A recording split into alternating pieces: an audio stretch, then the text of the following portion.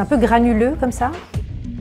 C'est végétal, c'est un petit peu marin. On a 2 thés matcha, l'un coûte 80 €, l'autre 830 €. On va voir si notre somme à les renter arrive à faire la différence.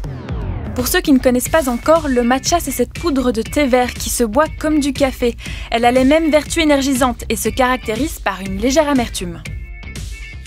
Le thé matcha c'est tendance. Et quasiment tous les cafés branchés en ont sur leur carte.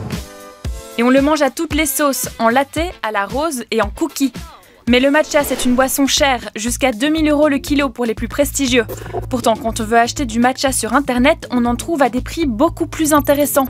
On en a acheté 3 au hasard. Arnaque ou pas, pour le savoir, nous retrouvons notre spécialiste. Bon, ils disent que c'est un matcha japonais, donc théoriquement ça vient du Japon, mais on n'a aucune information comment le boire, d'où il vient au Japon. Alors ici ils disent thé matcha poussière issu de l'agriculture biologique, origine Chine. Moi si ça vient de Chine, c'est pas un matcha intéressant pour moi. L'origine du produit lui met déjà la puce à l'oreille, mais c'est surtout le prix qui va la rendre sceptique. Moins de 10 € les 50 grammes.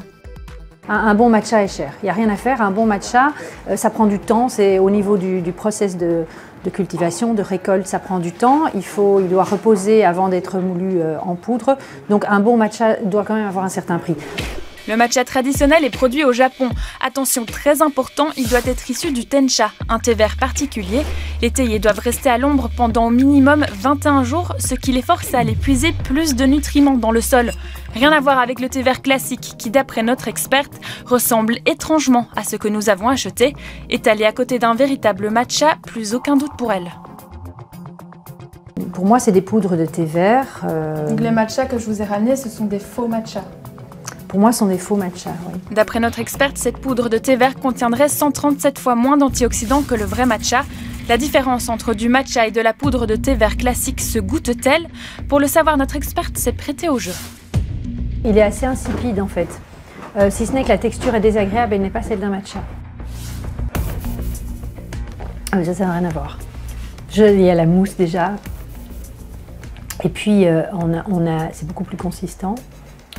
C'est végétal, c'est un petit peu marin. Celui-là est le matcha du Japon et l'autre est un matcha qui est une poudre de thé vert à mon avis. Notre experte ne s'y trompe pas et nous donne un dernier conseil pour bien choisir son matcha. Un bon matcha est vraiment, il doit vous faire penser à la pelouse au printemps. Donc c'est vraiment vert flash, quoi. D'ailleurs on le voit ici, là il y a vraiment pas photo. Il faut donc garder l'œil bien ouvert, d'autant plus que rien n'encadre l'utilisation du mot matcha.